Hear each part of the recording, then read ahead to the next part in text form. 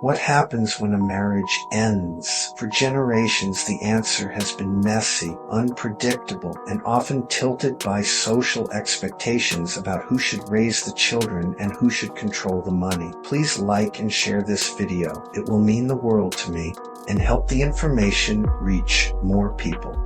I'd like to thank our sponsor, Baja North Mercantile. They provide long-term storage, freeze-dried food for emergency preparedness and outdoor adventures. Baja North Mercantile. On Amazon, eBay, and Walmart. Don't just survive, do it with a full stomach. The link to the store is down below in the description. Now let's get to this important information. Kentucky has ignited a revolution in family law, moving boldly toward a 50% default divorce, in which custody of children begins with the assumption of equal time for both parents. In essence, Kentucky destroyed the Disneyland dad. Property, however, is not bound such symmetry. The resulting framework has sparked praise, outrage, and imitation across the United States, with women's rights advocates in particular sharply divided over whether these reforms represent long overdue equality or a dangerous setback.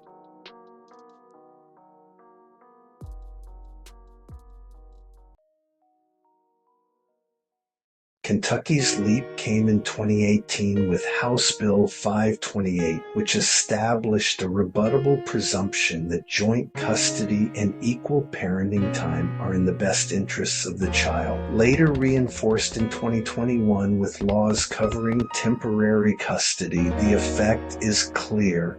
Unless there is a history of abuse, neglect, or instability, Kentucky courts begin with the premise that children should live half their lives with each parent. For supporters, this was nothing short of historic. Kentucky became the first state in the nation to enshrine shared parenting into law, not as an option, but as the starting point. To many, this shift corrected decades of legal bias in which mothers were often favored and fathers relegated to weekend parent status.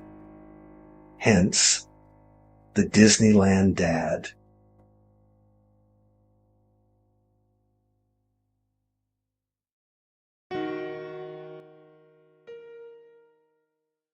But here lies the paradox. When it comes to marital property, Kentucky is not governed by the same arithmetic. Unlike community property states where marital assets are divided 50-50 by law, Kentucky follows the doctrine of equitable distribution. Courts must divide assets in just proportions, weighing factors such as each spouse's contributions, their economic circumstances, and the duration of the marriage. In practice, divisions may be close to equal, but they need not be. A stay-at-home mother who sacrificed her career may be awarded more. A spouse who brought significant premarital wealth may retain a larger share. Equality in parenting time is mandated as the default. Equality in property is left to the judge's discretion. Women's rights advocates have not remained silent. On one side, many applaud the reforms as a victory for gender equality. They argue that shared custody dismantles outdated stereotypes that caregiving is a woman's destiny. For women in dual-income households, 50-50 custody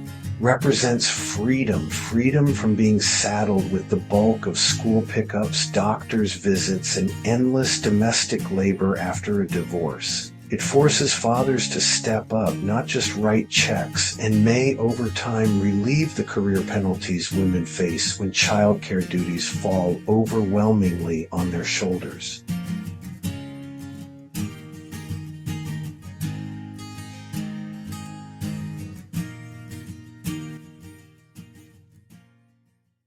On the other side, fierce critics warn that the presumption of equal parenting time can harm women, particularly those leaving marriages shaped by inequality or abuse. Many mothers still bear the brunt of caregiving during marriage, and to have that erased at the moment of divorce feels like a betrayal. Women's groups also highlight the risks.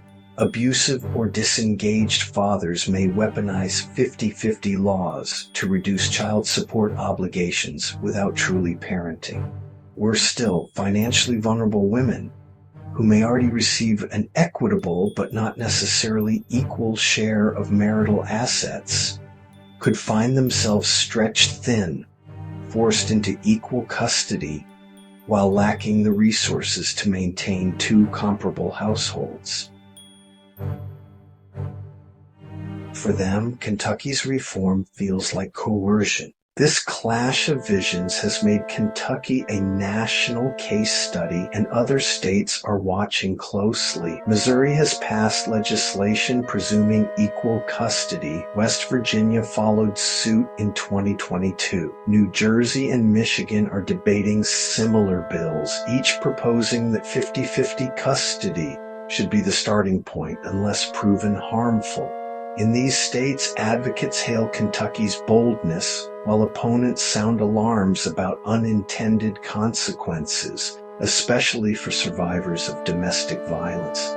And the map of America is beginning to shift from patchwork discretion to codified presumption, from maternal preference to parental symmetry. Yet the tension remains unresolved. Is the 50% default divorce a triumph of equality or a trap disguised as fairness? For some, it is the long-awaited recognition that both parents matter equally. For others, it is a blunt instrument that ignores the messy realities of caregiving, abuse, and economic imbalance. Kentucky's model reflects a profound cultural shift, one that other states are now racing to emulate or resist.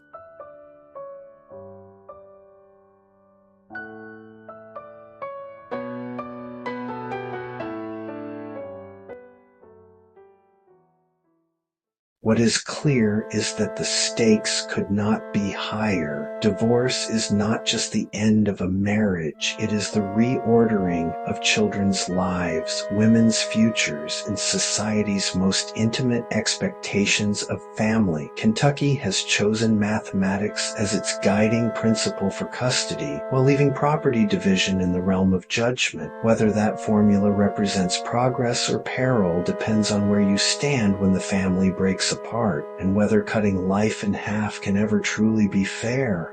Nonetheless, I would like to give a shout out to the great state of Kentucky, not just for their fried chicken, but for bringing true equality to family court and destroying the lawyer's golden goose. Hope artificial intelligence destroys your ability to bottom feed. Family lawyer, beware of Maximilien Robespierre showing up at your front door during the coming revolution. Yeah!